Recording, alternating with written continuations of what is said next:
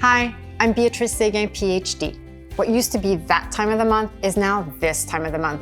Welcome to our community, a curated space for everyone going through perimenopause and menopause.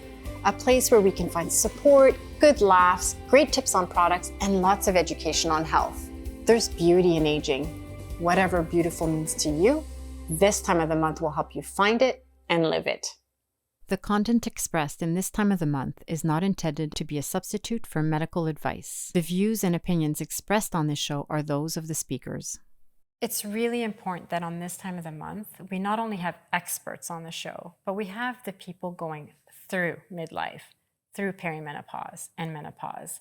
And that sense of community and sisterhood is really why my friend Sarah Ingram is here today with us, so we can sort of share.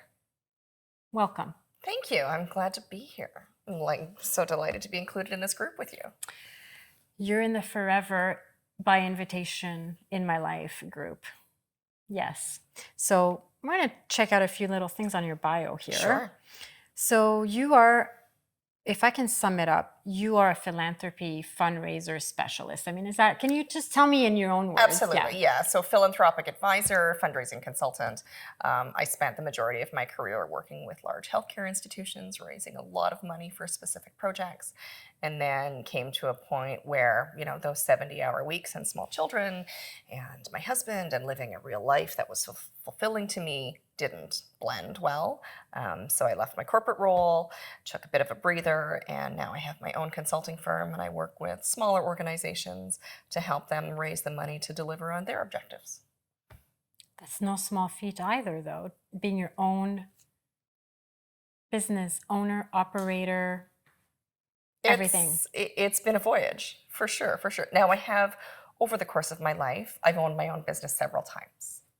I guess in my early 20s, I ran a catering business where, you know, is as simple as tuna sandwiches, as complex as, you know, dinners for 20 or 30 for an office gathering. So it's not my first endeavor with that, but this one has been far more structured, right? Sometimes we do things because they're convenient and we need to make a little bit more pocket money. This was a real decision where I decided, for me, I saw there was a niche. I saw there was an opportunity for me to use the skills that I had developed over 20 plus years and do it in a way that allows me to spend really good time at home as opposed to tired time at home.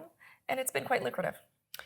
So do you think that those types of changes, they seem to coincide with midlife because of things like experience, but knowing ourselves more? So tell me. It's that confidence piece, right? Confidence. For sure. Yeah. I mean, we get to a certain point in our lives, and you talk about by invitation only, right? When we're in our 20s, and I would say most of our 30s, potentially even into our 40s, I don't think many of us have the capacity internally to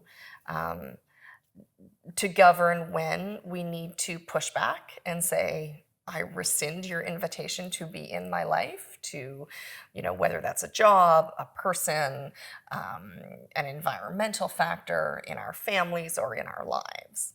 So I think it's a confidence thing, and you know, I would love to see those who follow in our footsteps be able to do that in their 20s and 30s. But it certainly took me until mid-40s to get there.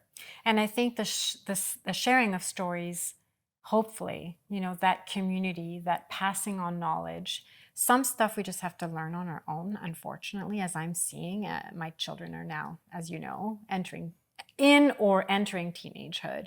But I do think the more we talk about these things, hopefully, we can pass that. I think you've made a really great point there in that, do we really need to learn on our own? I wish we didn't, but it's like some of it. I'm not sure we do to the extent that we've had to. I mean, there's been far too much falling down and having to pick yourself up by the bootstraps where, you know, had we had a level of comfort to say to the people that have gone before us, how do I do A? How do I do B? I'm really uncomfortable about this. This doesn't feel right. I mean, we've all lived through terrible bosses, and, you know, think of what we could have avoided if you had a leader where you could come to them with those questions, and not necessarily just a work leader, but all sorts of people. A life leader. Here's where I'm at. Where the hell do I go from here? What would you say to 20-year-old Sarah? Oh my God. What's one thing you would say to, I mean, you probably have lots, but Oh my gosh. Don't be afraid of it. Whatever it is, don't be afraid of it. If it's not meant for you, then you're not going to get there, but try all of it. Don't wait for the right moment. there really is no right moment. Mhm. Do you think that there's a too late moment too? I mean, we're both, this is why we're here on this time of the month, midlife. Did you even know about the word perimenopause? Let me ask you that. I think I knew about it, but I probably knew about it and then really didn't think about it at the point in time where I should have been thinking about it, because I don't even know where I am in the process between perimenopause and menopause. Right? I know I still get cramps. I know I get these weird half periods. I know I got irritable. That may or may not have anything to do with the time of the month. I need to know more. I need to know more from my physician. I need to know more in what is out there for me to source as my own education, because I don't know where I'm at. Have you gone to a physician? Like, what's that experience like? Tell me. You're going to shake your head. You're going to shake your head. You're going to shake your fist. Okay, so I got a new doctor about 1.5 years ago. She's lovely. Really, really like her. She had a baby and went on her full maternity leave, which I applaud wholeheartedly. The locum that's come in is this wonderful younger male doctor.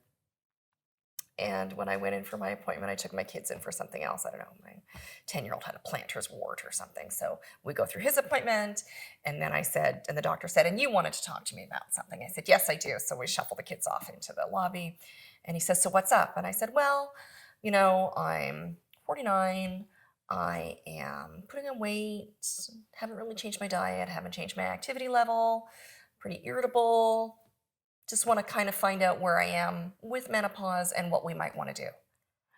At which point in time, things go completely sideways. So this lovely younger doctor, he takes off his stethoscope and sets it aside, finds a lower chair and kind of scooches in, and he says to me, so how are you feeling? Do you think you might be depressed? Oh, no.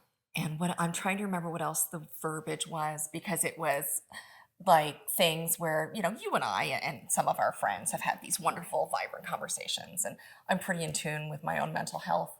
And I think he asked me if I was depressed. He asked me if I should be seeing a therapist. He asked me if I was suicidal. But did he actually ask you, how are you feeling, like an open-ended question? And did he even talk about what are the signs of menopause or no? It was right into... I can't even remember where the conversation went, because I was just so distraught. Distraught's not the right word. I was so upset that he hadn't taken what I had shared with him to be a physical concern. Yeah, he went right to the somehow you're depressed. Right. So... And have I done anything with it since? No. Why? Because, so you felt distraught, disappointed, you got shut down. Right, so now it's my own problem to fix, and I'm not sure where to go next, and I don't know if I have the emotional energy to do that again. It's sad, because I think there's, not to put all primary caregivers in the same bucket, but it does seem very variable, the experience that we encounter when we're looking for guidance, information, and the feeling of dismissal. Would you say that was the right word, dismissal? Easily. He wanted it out of his office, right? Yeah. Let me ship this off to a family therapist or something. Yeah, which is not okay. We don't want women to feel alone and unsupported or not even knowing. So to this day, what would you say? You have no idea what stage of that transition you're in? No. And my physician comes back from maternity leave, parental leave, in 3 or 4 months. So at that point in time, I'll make an appointment with her and see if we get somewhere different. but I don't have an extra minute in my day. No. So the last thing I want to do is now spend, jump online and talk to friends and try and find another physician and get a referral and blah, blah, blah. Like, no word of a lie, that's going to take me, what, 12, 15 hours? Yeah. So what would be your hope for, I mean, this is a big one, but how do we change that? Because if you sort of walk away feeling dismissed and give up because you're too busy as F, I like to say, BAF. I mean, how many of us have been in that boat? So, I so can only what's your imagine. hope So for, how do we change that? It's a great question, and I think it's so easily shoved under the rug because the age differential for when people start perimenopause, menopause, finish menopause, postmenopausal, et cetera, is this 25-year gap. Unlike a pap smear, right? You haven't had a pap smear for 3 years, you get a letter from the government to go talk to your doctor and make an appointment. If you haven't had a colonoscopy, by the time you're 51, you start getting the same pattern of letters. Certainly in Canada, we live in Canada. Our healthcare system is set up in a way where we get these letters. I just got mine after turning 50. So I don't know what that path is, but I don't think it should be up to women in perimenopausal, menopausal phase of their life.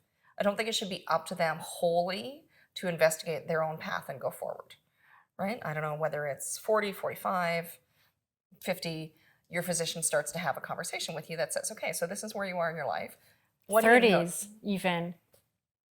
But what are you noticing? Are your periods regular? Here are the symptoms that you might be perceiving, right? Whether it's feminine dryness, whether it's a lack of sexual appetite, or all of those things. Here are some things to look at and think about. And maybe it's a tick box, right? Maybe if you look at this checklist, and if you get a score higher than 3 out of 10, then let's have a deeper conversation. Yeah. I have no idea, but it shouldn't be all up to us. It shouldn't.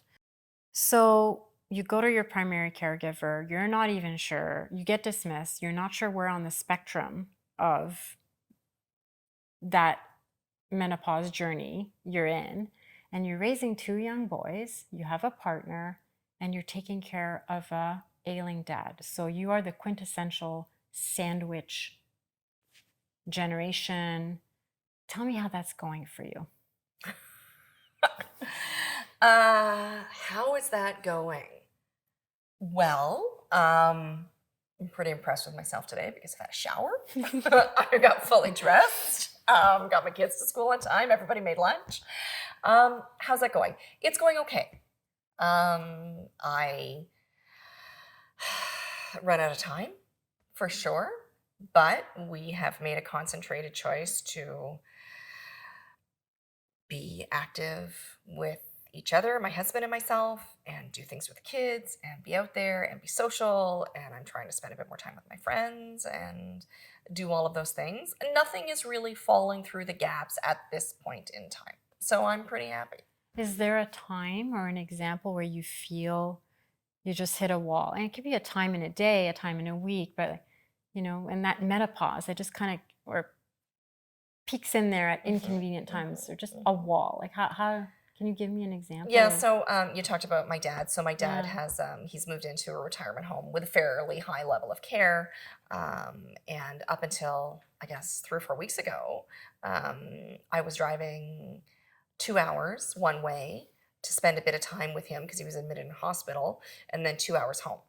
So between getting up in the morning, dropping the kids off, trying to send a couple of emails to clients, driving to where my dad was in hospital, spending some time with him, talking with his physicians, working on making a discharge plan. You've got me exhausted already. Trying to find him somewhere to live. And then, so 2 options for the drive home. 1, I have to be home by 3:15 to pick my kids up from school, or I've got to let my husband know that he's on pickup duty. So he also has a very busy job, and as part of our partnership, the pickup and the drop off is typically my role. So those days, dinner was terrible. It might be scrambled eggs and toast, and inevitably I had a headache, and I was grumpy, And I didn't really want much to do with my husband or my kids. And, it's not that I even had the energy to go and take a bath and read a magazine. Yeah, so no time for Right? self-care. And No how do time you for feel self-care. in And then those I'm doom moments? scrolling for Yeah. no reason, which does not help. Sarah, what would you tell a girlfriend if she told you that self-care is selfish? She's being selfish by taking time for herself, whether it's a minute, 10 minutes, whatever. Well, I would tell her that she's not alone. Mm-hmm. Right? I mean, I certainly know that at times I have to work pretty hard at shoving those feelings away. I've got this little sushi restaurant that I go to periodically, and I don't invite anybody to go with me. And I don't go with my husband, and I don't go with my kids. It's typically a lunch hour. And if I'm running some errands, I will, I'm going to take a left here and sit by myself, have some sushi and some green tea, and enjoy my few minutes. Is it selfish? Yes. Should it be done? Like, should we do things that are selfish? Absolutely. Because if you're not actualizing what you need and putting yourself in a position where the only time you get care is when someone else forces it upon you and says, I'm going to do ABC. Well, I don't know that anyone wants to be coddled to that point, right? We're big and strong and smart and capable. So I would struggle with someone wording it that way. I mean, we all fight for self-care time. I would give someone a great big hug who thought that it was too selfish to provide to themselves. That can't be a very comfortable spot to be in. Yeah. Self-indulgence or selfishness shouldn't be part of our vocabulary. No, not for that. It's a survival, Yes, right? preservation, and beyond. If we're not taking care of ourselves, how do we take care of someone else? That analogy of, you've got to fill your own cup before you can fill someone else's. And it's very apt. So let's hope that whoever out there is feeling a little guilty will take that guilt down a notch today. Right? Stop the podcast. Stop the podcast. Make a cup of tea. Have a bath. Or a mimosa. Or a mimosa. Or a martini. Right? Or an edible. Whatever it is that you need for you. Okay, don't tell my husband you said that. The doctor, he won't like that. But it's not my cup of tea, not my cup of edible. But, if that's what you need, then take the time. Yes. And, as long as you're continuing to do the things that you have, that social contract with the people that you love and support, because you can't not pick your kids up from school. Right? You can't not do the things that are required of you to continue to have your family, your house, your business run. But that doesn't mean that there isn't an opportunity to find 10 minutes or 20 minutes or half day and spend some time with the things that you like. Do you feel guilty? I feel guilty in those moments, but also really angry and grumpy. I'm guilty because I'm not present, right? I feel awful that, my kids come home and they're really excited about something and I don't have any energy to share that with them, let alone take it in. And I should walk the dog and I should put a load of laundry in and I've got to touch up the paint on the baseboards, right? Like the list it's constant. And then I'm angry because I'm guilty. I feel guilty. I think we can relate to that.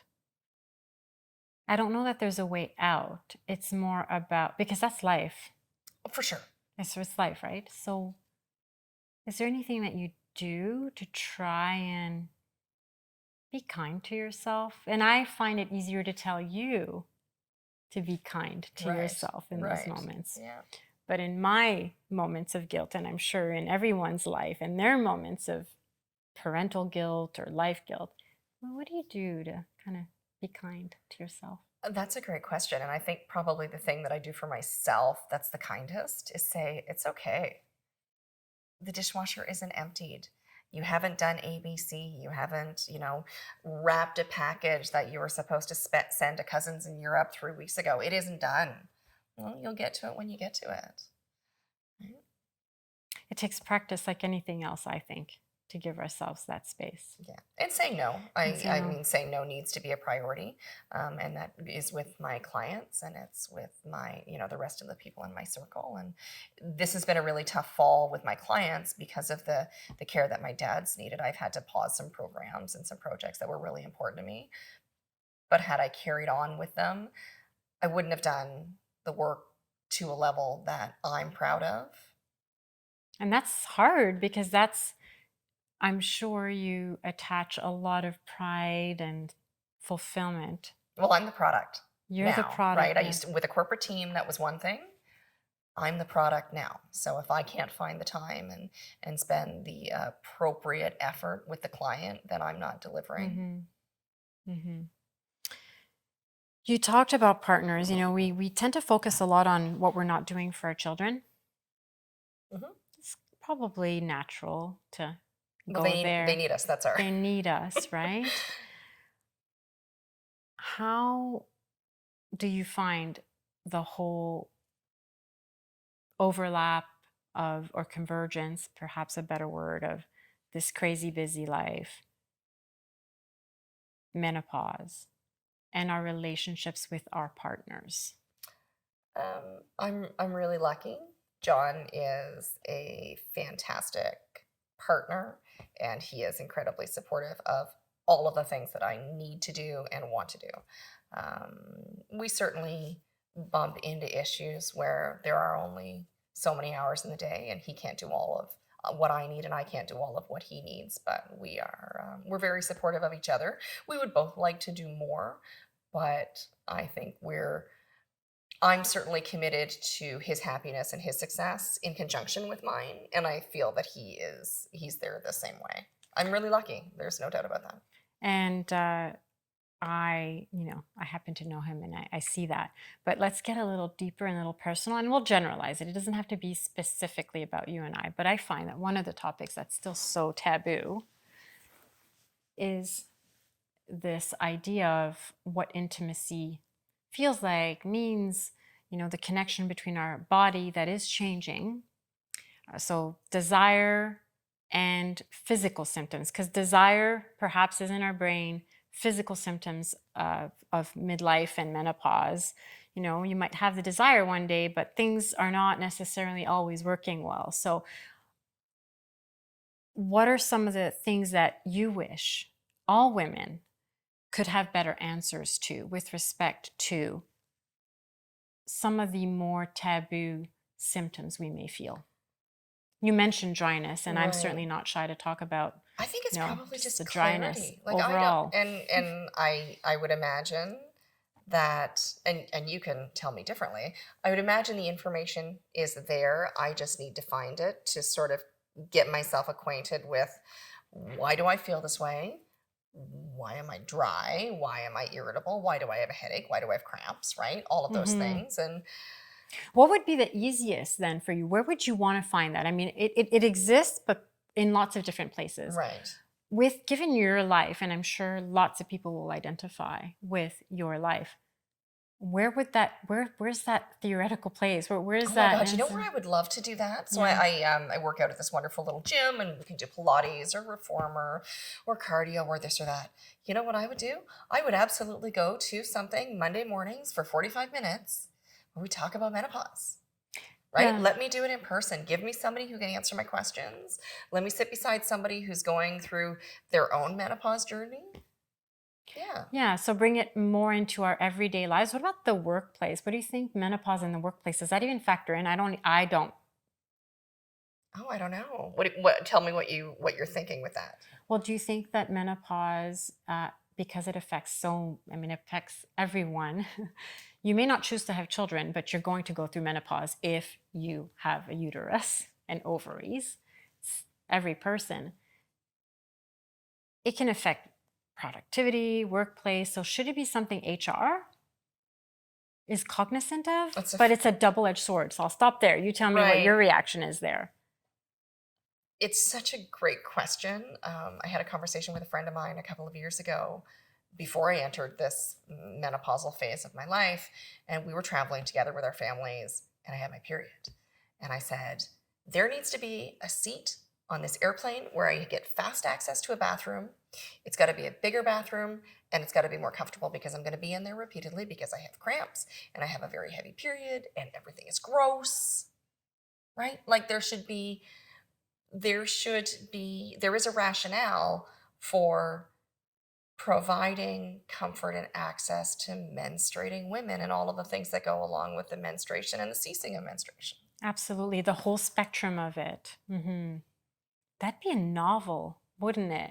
You get So period simple. seating. Hi, period seating. If you're loading and Period seating, I love it. But why not? Why are we still, and we're 2023? It's the humanities of it. It's the humanism of this is something that your body is going to go through and your mind is going to go through. So why should I have to ask for support? Why isn't there?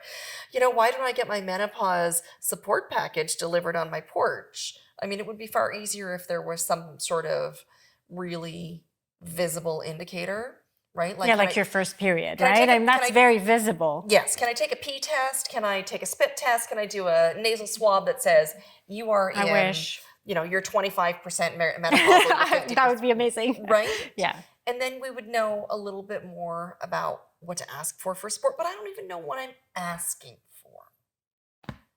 Right? And that was the challenge with going to see the doctor. Here's where I'm at. Well, what do you need? I don't know. You tell me. Yeah.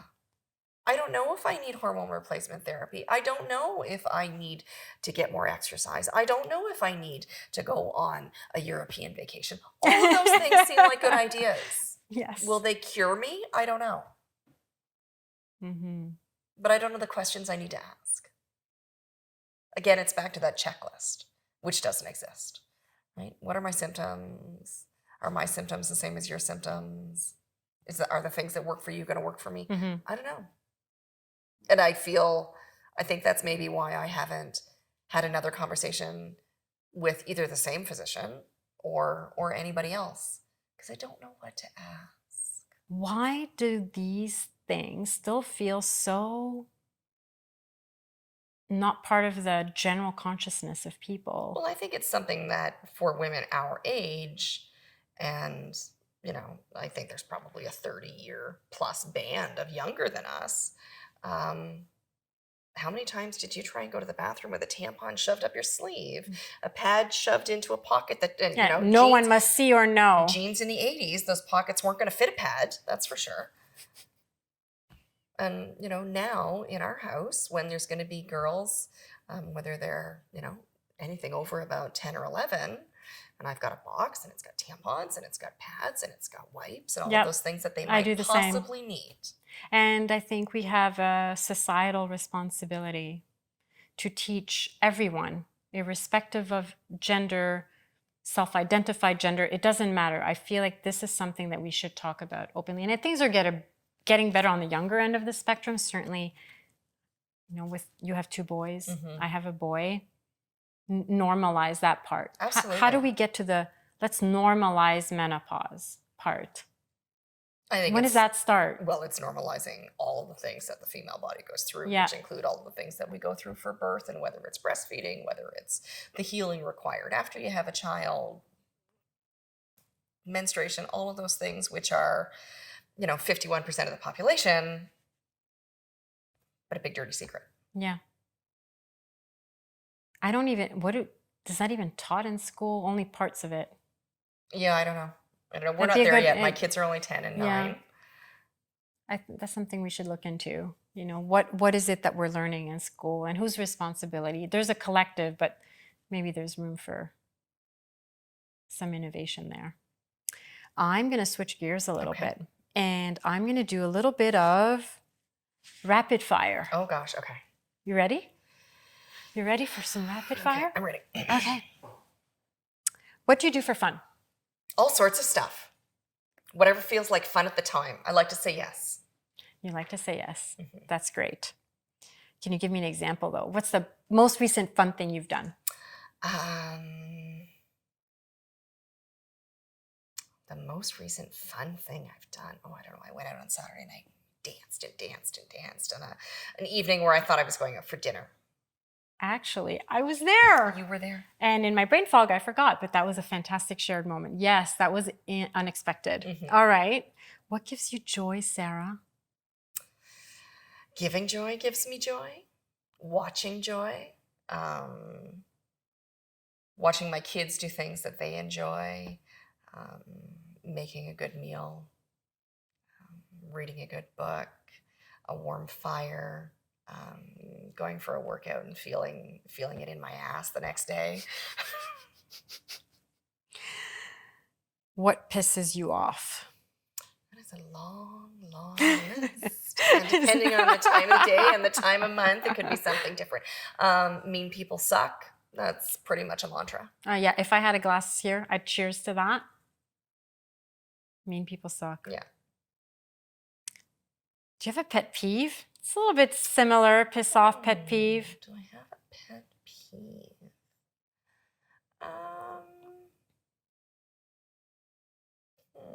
Bad drivers. That's probably it, right? We've got a lot of places to go, and I need to get there within a certain time frame, and yeah, bad drivers. Bad drivers. What's your idea of perfect happiness? Oh my gosh, perfect happiness. Does that exist? Oh, it's got to.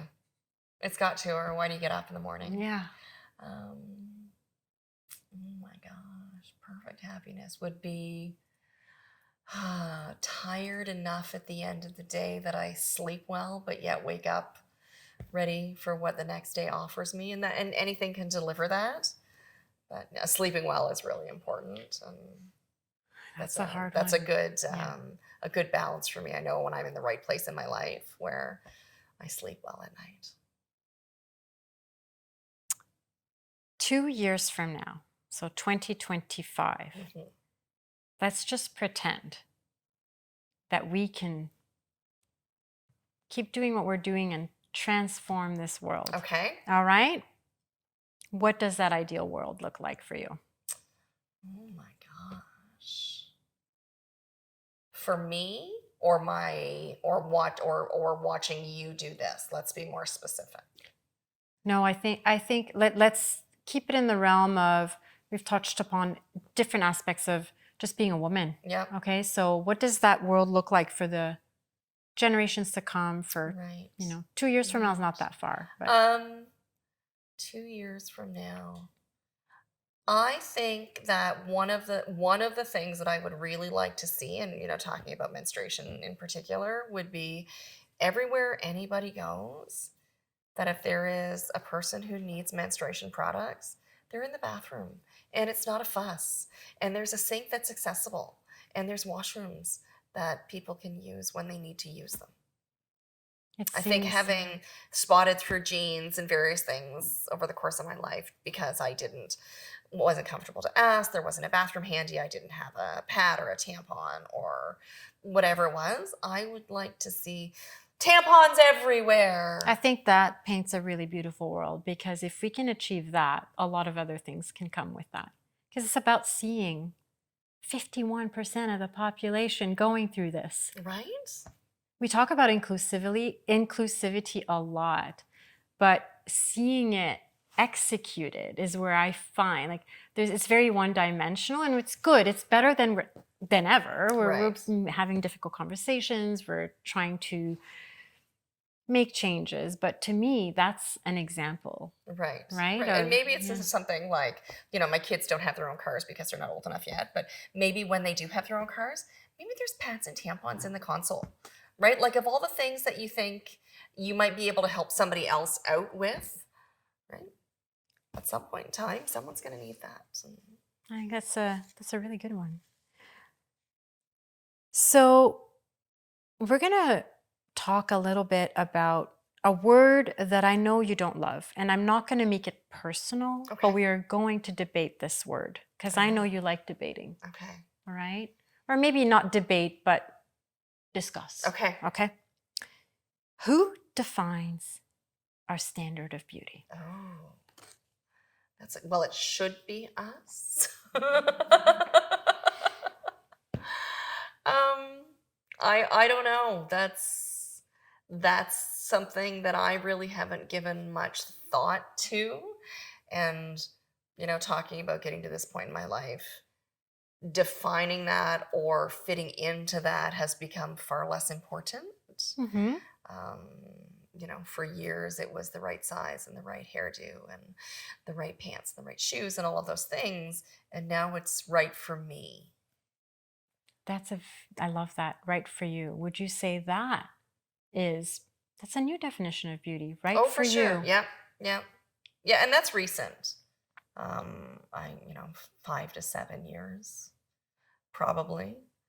My hair was various colors and various lengths and various styles and eyelash extensions and this and that and all of those things. And I certainly love to feel beautiful, but that's not necessarily driven by what I'm wearing, my makeup, my hair. It's probably more driven by, what did I say yes to? Am I having fun? That's beautiful. Last question. Sure, hit me. When do you feel powerful? Oh, when do I feel powerful? It's not an unusual feeling because of the way that I've constructed my business, and because I am the product. My experience makes me the expert in the room.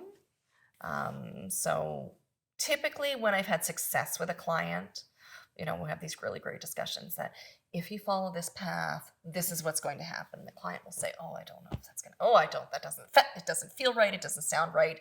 We've never done it before. It's not going to work. And then, we go down the path, we follow the plan, and then I'll get a phone call. And said, oh my gosh, you'll never believe what just happened. We did what you said and it worked, right? So those make me feel very powerful.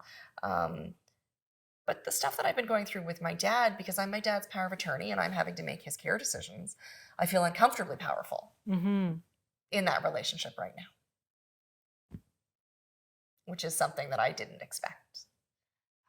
We changed that dynamic between parent and child and parent. And as much as he needs me to make these decisions for him, the juxtaposition of he's my dad and why do I need to make these decisions for him? And he doesn't necessarily love all the decisions that I'm making, but then also, with an eye to the future, is this me and my children? That's a little scary, would you say? Yeah, so I don't like the feeling of power in that dynamic. I really appreciate you sharing this with us today.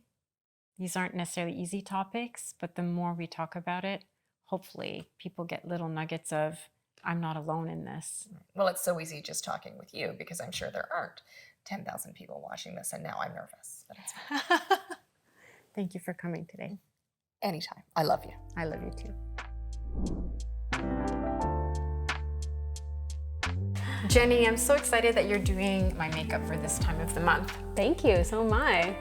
So the first time I met you, I was singing the praises of a tinted serum I've been trying. Right. When I'm around town, meeting friends, out shopping, it doesn't matter where I go, I often get complimented on my skin. People ask me, what is on your skin? And it is Ilia tinted serum. Been wearing it for a year. Yep. And what I like about it is that it's skincare with light coverage. So it has good ingredients like hyaluronic acid, but it just doesn't feel as heavy as a foundation. Yeah, that's amazing. I can't wait to try it. I've actually never used anything that is a tinted foundation and skincare mixed together. So let's give it a try. I am dying for your opinion of it Okay. as a makeup artist. All right, so tell me what else about this product.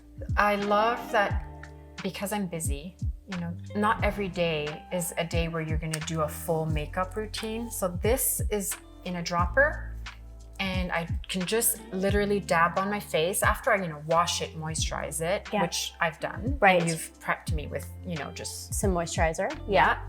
And then I just literally drop, dab, put on mascara and leave for the day. But I just feel like a better version of me. Okay, cool. Let's give it a try. So I put a few drops on the palette here.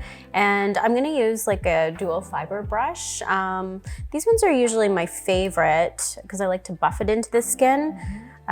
But you can also use something that's a flat brush. How do you normally apply it? What do you normally apply it with? I drop it and then I either with my hands because I'm busy between 2 coffees about to drop off the kids, write 10 emails, you know the routine. Right. But I also like a sponge. Oh, you my do? teenage You like a sponge? daughter Yes. learned how That's to that use a sponge, generation. and then she passed that knowledge on to me. That's it's right. fun to learn from our kids. Absolutely. I do like a sponge, but I'm old school, so I still go to a brush. Okay. So I'm going to use the MAC Duo Fiber brush here. It's a foundation brush. So you were saying the color changes, so it darkens down a little bit? It darkens down a little bit. Okay, I was going to say, because when you first put it on the skin, you do see it a little bit. Yeah. In a lighter tone, and now I see it darkening down. It almost looks like water on your skin. It's like dewy, glowy, hydrating. This is perfect for a more mature skin. That's what I noticed. Obviously, going through perimenopause and menopause, my skin feels so much drier. So I need something that gives me that nourishment, watery. It has hyaluronic acid in it. That's why you're getting that. That's why you're getting that moist look. So for everybody that doesn't know, hyaluronic acid is a natural occurring acid, right? Yes, and it can retain water. Right, it can hold water, so it can give you hydration at the same time. That is amazing. And so you like to put this on your skin and then you don't powder on top of it, you just leave it, right? I don't because, hey, I'm not a makeup pro. I know a lot of setting powders are a good way to finish, but I could use some tips on how to do that if you think. What would it do if I put that on top? Well, we can put I can show you a little bit of powder. I just want to get another little drop. I think I put 2 drops on my my palette there, so I'm just gonna get 1 more drop. A little goes a long way of this. You do not need a lot. Right? And seriously, the tagline for this company is no lie, and I've been in the makeup industry from a development perspective more than artistry perspective. But this is like skin on skin. It's true. That's how I feel, and I think that's what people notice. I'm just gonna put a little above your lip here and there. And I'm gonna get you to close your eyes. I don't know if you do this, but I like to go right across the whole eyelid as well. So, I mean, I like to use a concealer underneath my eye, just to even out the skin tone. But when I'm prepping the skin beforehand, I like to take my foundation and actually go right across the eye, because the less concealer you need to use, the better. So whatever you can conceal. That's what I do too. Okay. There's a really cool benefit to this product as well, which is it has sunscreen. It has SPF 40 in it, so just, I'm not very sensitive around the eyes, but just for everyone to know, if you're dabbing it, like just kind of. Okay. Yeah. Okay. If somebody is sensitive, maybe don't use it around the eye area. Yeah. Okay. But it's great because I don't have to worry. This is a one-stop shop from an everyday perspective. Right. It's beautiful anyway, I love it. The match is perfect, your skin is glowing, looks amazing. The only thing that I would do, but this is just me as a makeup artist, is I would just go in with a little bit of, this is a MAC blot powder, so it doesn't add any extra color or make you look powdery on the skin. But I would just go in really lightly. Okay. And you can even use, let me find.